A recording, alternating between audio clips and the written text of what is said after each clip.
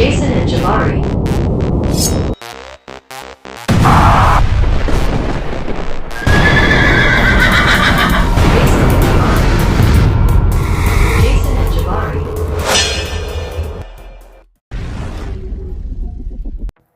What's up, guys? This is Jason from the Jason&Jabari Gaming, and today I decided to show you guys some clips and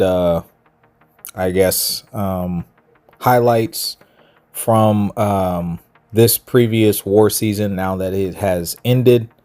I just kind of wanted to show you guys some of the fights that I did. First up, we had our first war against Salty, and this is Zuzu's rank 4 Solvark on the Cold Snap and Bleed node. So I'm taking in Serpent here. Serpent has a reduced duration of bleeds, even though if Zuzu here is running max deep wounds, they still can tick for a decent amount. So I need to stay conscious of that. But other than that, I'm immune to the Cold Snap. And since he has armor ups, my SP2s will do a good amount of damage to him. The only difference being in this fight, I actually cannot throw unblockable specials because Solvark can block unblockable specials. So I need to throw them off in sequence with my combos like I would in a regular fight, as if I couldn't. So that's kind of why you see me doing that. But he still will take a good amount of burst damage, which you see him doing. And so far, so good. My season overall, it was on track to be a decent season. As wars 2 through 11, I was at 1 death. And then the final war, a must-win war for us, which we did unfortunately lose. I doubled, which was very, very sad. Things happen, and we move forward. But I thought that was an interesting fight, so I wanted to show you guys kind of some of the more interesting fights or whatever. This is the first time we're seeing this unstoppable tactic as far as I remember. So this did cause a lot more problems than I believe a lot of alliances thought that it would. Next up, we are up against LVT, and this is Kaitu's rank 4 Null with my rank 3 Cyclops on the Falter node. Now, as long as I keep my true buff up, I can bypass Falter here. Really just wanting to push him to 2 bars. Cyclops is actually one of my champions that I'm having the most fun with in the more recent war seasons. I think he's a very good war champion. I think he's very solid. I know some people undervalue him, but me personally, I really enjoy playing the champion. Now that we have gotten into our nuke cycle, I think we just spam specials and yeah, down he goes. So very quick fight, very fun champion. We'll move on to the next one. I think this is still the same war. We have Adrenal 7 here, and this is a mini Lumitrix. I think this is the one where they evade Mixmaster. Yeah, I think this is the Mixmaster one, and we're going to use Cyclops once again. I think that was okay. I lied. No, this is not the Mixmaster one. This is the one where he regens a lot if you stand next to him. So the root and regen. But I think I just ignore basically all of that. I think the plan was just to get to my nuke sequence and then start spamming my specials. And I don't actually mind throwing off specials with Cyclops because it does give us more charges, which you want more charges because, yeah, he's just going to do big damage. And I have power backs, and I think this is GG's. So, yeah. With the power backs, this is absolutely going to kill before he can throw off another special. So, and I think we had an invulnerability boost there on that fight as well for safety. But yeah, very satisfying to use Cyclops in my opinion. I don't know if we have any more Cyclops gameplay. I'm not sure. But next up, we have this Red Skull on Path 3, the first fight. Very common placement for him. I fought him quite frequently here. And I think this time we take him with Sentinel. Sentinel now is rank 4 Sig 200. He was rank 4 here, but not Sig 200. I just recently got him to Sig 200 the other day. And Sentinel is one of my favorite tech champions. I'd say he's probably in the top 3. Kang being number 1, Civil War being number 2. I think he'd fall right under those two. But yeah, so a bit of a slower fight, but once we get our max analysis, we have 100% ability accuracy. So that means we're going to land our hits and things like that. And we could throw off special ones here to get rid of some of his armor ups, which I'm not sure if I actually end up doing that or not. Another person that I've taken into this fight versus Red Skull is Kushala. That is a significantly faster fight, but a lot of people were banning Kushala, so that didn't happen a lot. But here I'm just waiting out his timer. I think this is the first time I took this fight, so I was playing it a bit conservatively. But yeah, now we're not gonna have too many issues, so we go ahead and throw off our special one to get rid of some of his armor ups. And yeah, I think we just throw off a few more SP1s, if I'm not mistaken. Or do we go for one more SP2? I can't remember at this point, but either way, I do remember it being fine and not a problem. Okay, so we do throw off another SP2. All of the incinerates land, which is great. He's taking down every time we land that heavy, he's taking shock damage. We do have a chance to pause our incinerates thanks to the Sentinel relic that we're running. And I think we bait out one more SP1, and this is going to be lights out, I'm pretty sure. Yeah, because he's taking increased shock damage, and then we throw off a special 1, or do we get to the special 2? Either way, he's going to die. I know that. So yeah, we get off that special 2 and down it goes. So very common placement, and I do enjoy using Sentinel. So overall, it was a decent fight. All right, next up, we're on the same path. The next fight, and this is up against 4 Loki. They actually put that rank 4 Red Skull. This is a rank 4 Enchantress, another very common placement. And I've done this fight before in videos that I'm going to be doing with Falcon. Commonly people send Spider Woman, but I think she was banned. And you can die with Human Torch, especially if you get that orange spell there. You can definitely die. But the cool thing about Falcon is when you're locked on, he shuts down the node. I think I don't know, somebody distracted me, so I had to pause for a second. But the plan was to actually push her red. I don't think it happens because I make a slight error, and I do have all these fights sped up. Yeah, me dashing back there triggered her AI to throw the special 1. But yeah, like I said, once you're locked on, you really don't have much to worry about. You can play normally. We'll land all our hits. None of them will be auto blocked while I'm locked on. I like to throw off the special 1s because we get the double bleed, and I run 5 out of 5 deep wounds when I'm playing Falcon. So very, very fast fight. I think that was 49 seconds, and that was a rank 4. I would do the Falcon punch me, but I'm not going to do it because we have more Falcon fights. But I really wanted to do it there. But anyway, yeah, Falcon's very good for that fight. I've soloed every single time with Falcon, and I've taken that rank 4 Enchantress like 4 times this season with Falcon. The only time I died to it was when I used Human Torch. And surprisingly enough, I think 3 or 4 of our alliance mates used Human Torch and they died as well, because that fight to me is not as safe. But that's my opinion. Next up, we have Clown, and this is a rank 4 Apocalypse, if I'm not mistaken. And he is tactic, whereas Sentinel is not. This is on the regen node, so you don't want to double dash back as much as possible. I even think I take a hit to the face to not double dash back. But we want to keep up the heal block, really, just spamming special 1s, where it's going to throw on a ton of armor breaks.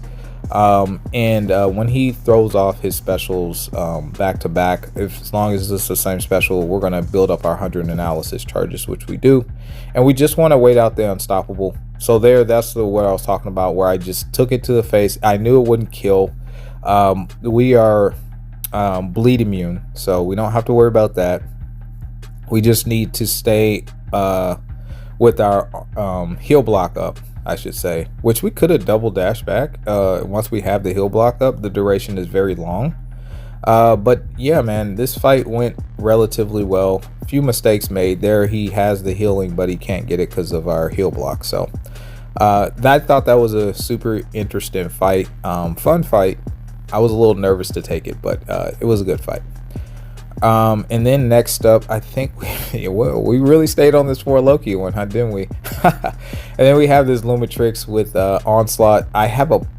It's not a poverty Onslaught, but it's poverty in the sense that he's not rank 4. A lot of people find that interesting that I don't have a rank 4 Onslaught. Main reasons is I ban him because he's too strong in Battlegrounds. Very solid dual threat in every sense of the word. So many people rely on him, so I like to get rid of that tool and make people beat me another way. It's just, I mean, he's just not. I love Onslaught. I really do. I even requested that he come to the game in an interview prior to him ever arriving. But like, he's very, very strong, and very, very strong champions are fun to play. But I find them not as fun after a certain amount of time because of how mindless they can be and how broken they are. I like to play with more interesting champions that require a little bit more than just press button die. And I know he's not a press button die, but I mean, he's the equivalent of that in a lot of matchups that he does. Obviously there's a little bit more nuance to it, but essentially to me that's what he represents when it comes to why he's so meta relevant and stuff like that. But again, very good champion, very solid champion. And speaking of which, I think oh boy just dies there from the SP1 SP2 rotation there. And we were immune to this. Well, we're not immune to the shocks, but yeah, the shocks don't do any damage to us really. So the next fight that I wanted to show you guys is very interesting. This is a rank 4 Void, who is tactic, and this is section 2, the second fight. So this is Safeguard, and I'm taking it with Falcon. Now a lot of people are like, what in the world are you doing? Well, Falcon bypasses the nodes in this fight, but he is not tactic, so Void will be going unstoppable. On top of that, Void will be giving us non-damaging debuffs, or just debuffs in general. Will take the damage from them due to the tactics. So I propose that I could take this with Falcon and kill faster than he can kill me. So this is a race right here, and my relic is the Black Widow relic, that is rank 4. So we are hitting extremely hard. As you see, he's already halfway down. We have the a clear advantage there. We have a clear advantage, but now we have to wait out the timer for our lockdown to come back on. We're going to do that right now. That's why we actually take down as much as we actually did, is because we were waiting on that. And then we go for a full combo into the striker. I do get caught on the dash back. I hit him once again, and then yeah, 27k, he's dead. We could have played that cleaner. We could have ended with a lot more health, but I thought that was a super interesting fight. A lot of people didn't think that was possible, but you know what? Hey, Falcon is the GOAT. What can I say? Next up we have I don't know who we're up. Oh, 2-1-1 here, and we have this Mr. Negative, who is tactic. This is path 4. So your controls will be inverted after the defender throws off a special. I kind of mess up this fight because of that. I seldomly take path 4. Yeah, I also turned off willpower, I believe. So the plan here was just to spam my special 2s. There, my spacing was terrible. That's on me. You'll see me start cornering myself intentionally in order to make sure that I can heavy counter his heavy. There I tried to do it, but my controls were inverted and I forgot. So I got whacked in the face. But now everything's going to be fine. You'll see me backing up to the corner every single time in order to get that proper spacing there, so that way I can punish his heavy with no issues, because I think it is a spacing thing that you have to worry about when you're trying to heavy his heavy. and I didn't want to deal with that. So there I was a little slow. That's on me. But ultimately, I think this fight's going to be fine. Obviously, I already know all my fights are going to be fine. But I just kind of want to show you guys some rather interesting fights. So yeah, I think I intercept here, or at least I thought I do end up throwing off the special 2 in the middle of this heavy, and down he goes. So very interesting fight there, in my opinion. Seldomly do we use Yelena on attack until she became a tactic, I should say. But I still think that it would have been fine even if she wasn't. Okay, moving on. This is path 8 with the Joe Fixit. This is actually becoming common placement as well. Joe Fixit hits very, very hard. And I was asked to use Bastion. Hindsight, next time I'll probably use Black Cat because she's probably better for this fight. But I did think this was very interesting. Some people have been doing this fight with Bastion. Most people have rank 4 Bastions. I think Bastion is very, very good. I just don't think I'm going to be taking him to rank 4 anytime soon. But yeah, so with this, I'm supposed to just spam special 1s here, or at least that was the plan. And then once I knock him down, he's starting to start to gain more power. And I want, ideally, for him to cycle all special 2s and not special 1s, because again, he hits very, very hard. And I wasn't trying to deal with all that. So that was the kind of rhythm that I wanted to get myself and the AI in, if I was able to get the AI to cooperate. So as you see, every time he's hitting me after I knock him down, which I'm hard holding block to either parry or reparry, which he has a lot of disorient on me, by the way. So it's mainly just trying to reparry, and they're not really working as well as I want them to. But yeah, we're consistently able to get him to 2 bars of power, and I'm constantly knocking him down in order to keep up my steadfast and stuff like that. And now he's down to 29%. We still have time on our duration for our steadfast, so I'm making sure that I get off those special 1s. There he hit really, really hard. I was like, oh boy, I need to hurry up and finish this fight, because he's starting to go crazy, which is what I expected, honestly, from him. And then I think we just get off one more hit, and down he goes. So interesting fight. Would I do that one again? No, not really. I would definitely prefer Black Cat there, but interesting nonetheless. All right, so we're up against I don't know, I think this might be Universal Stars, I'm not sure, don't know who they are, but either way, we have the placement where they placed Red Skull, where Floor Loki did. This is another common placement, and I have Serpent here. Now the goal here is to get up my Pierce buff, which will be a passive Pierce buff, by the way, but all you need is a Pierce buff for him not to gain any more armor ups. And again, I did tell you guys that his bleed reduction is like 90% or something like that. But I'm also running the bleed masteries, coagulate, I think 3 out of 3, just in case. And I'm going to go to a special 3 here. The reason why I'm going to a special 3 is because it doubles my charges. If you see that little green icon there, it doubles it, and at 8 charges, which are the coal force charges, I believe is what they're called, that will automatically give me my Pierce buff. So now I'm going to throw it off with 4 of those, and it's going to double to 8. And then at that point, I'm going to have my Pierce buff, which means that he no longer can gain any of his armor ups. So this fight is essentially safe. I say that in quotations because obviously you have to play well, but it's safe from him gaining any armor ups. Thus, you don't have to worry about glancing anymore, and you don't have to worry about the bleeds from taking you down. But other than that, you know, it's just a standard fight at this point, and yeah, pretty straightforward once you get the Pierce buff up. So I did enjoy that fight. I would do that again. So yeah. Next up, we have Red Skull that I'm going to be taking with Falcon once again in section 2 of path 3.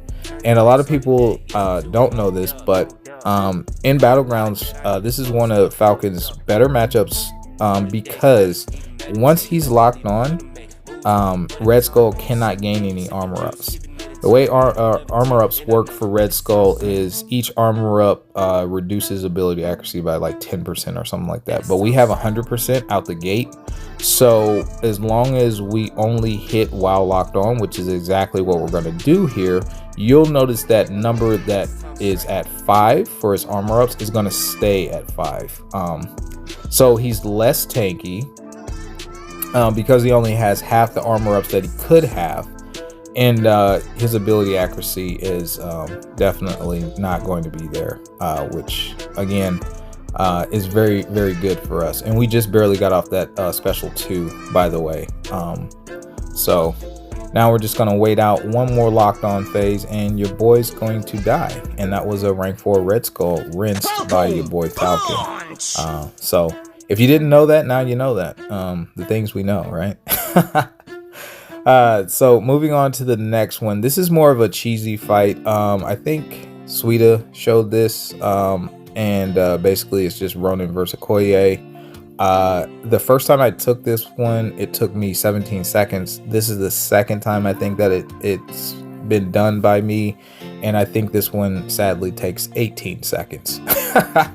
So you just want to power start one, make sure you land your parry, and do your 5-hit combo into SP1, and that's essentially game over. You'll throw 2 SP1s like I did, and she will be dead, and you will kill her before your stun duration timer even expires. Even if it did expire on you, your stun timer is significantly longer than the stun timer you'll be dealing with. All right, next we have this rank 3 Wiccan on path to section 1, first fight, and I got to bring in Anti-Venom, so I definitely wanted to showcase this one. Anti-Venom actually is a tactic defender. He's a menace this season. He has been taking bodies, but we didn't need mine on defense, so I figured why not bring him on offense. Now, the cool thing about this interaction is Wiccan is Incinerate and Poison immune. And I am parrying, so if I dex under normal circumstances versus Wiccan, I would be incinerated. However, that is not going to apply with Anti-Venom. It's just basically like you just ignore that little small piece of him there, which is cool. And I think we go for an SP2, and then I think, yeah, we just go ahead and finish him off there. Full yellow bar, yeah. Anti-Venom is really, really cool. I love cooking with him on attack when able. All right, next up, we're moving on. I think this is a war against GT40, and this is Path 5, Section 2. I'm going to be doing both fights for you guys. This is a rank 4 Nova, I think a SIG 200 Nova as well. And I'm going to be using Destroyer. You guys know how interested I've been in using Destroyer as of late, and this is no exception. I'm sure my officer was thinking like, why in the world would you want to do that? But he didn't really care. As long as I soloed the fight, that's all he cared about. So as long as I solo my fight, guys, it's fine. Trust. Is this the best counter for this fight? Absolutely not. Is it a fun counter? Yep. Will I do that at the highest level possible versus arguably one of the best alliances? Yeah, I've done it to all of them. And it doesn't bother me one bit, because at the end of the day, I'm going to make sure that the fights make sense, if that makes any sense, right? But we did have a very uncooperative AI here. Every time I go in, he's dashing back and so on and so forth. But hopefully we get it under control. Even if we don't, we still have unblockable specials, which I know he reduces the potency of unblockables and all that stuff. But I wasn't too concerned with it, honestly. Since we're unblockable, I just threw it. He does have up his protection, so we're not doing much damage yet, but we are doing damage. And that's the point. As long as we do the damage, it doesn't really matter. We do have the skip 3 button now, so that's a factor. I'm very comfortable with fighting Novas, dexing his special 1 or special 2.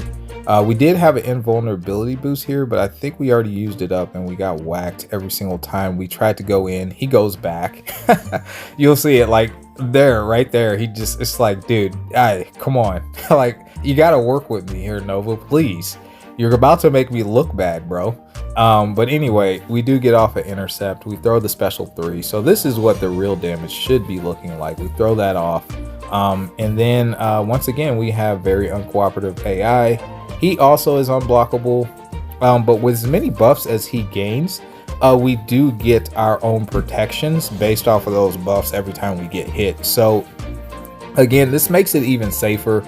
And finally, I've had enough, so I just intercept him with the special 2 and wipe him off the face of the earth. But in my opinion, this is a safer fight. It's fine. As long as you understand how to fight Nova and you understand that falter's a thing, then you'll be fine. A lot of these fights are understanding, in my opinion, because if you have understanding of certain champions and the mechanics and the functionality of the node set, then you can actually do them with less than ideal opponents, I would say, I guess. But I don't think Destroyer is an unideal counter for most, maybe, but I think he works fine. All right, next up we have this rank 4 Modok here. This is Biwi's rank 4 Modok. I'm going to be using Yelena here. We're not going to worry about the heavies putting on the bleed vulnerabilities because he's going to shrug those thanks to Mighty Charge. But basically, I'm going to bait special 1s for the most part and build up to my elimination mode. I have to reparry, but it's not working the way I want it to. When it is, you can see that I am reparrying, but he's like coming in, doing a hit and doing a heavy immediately, which sucks.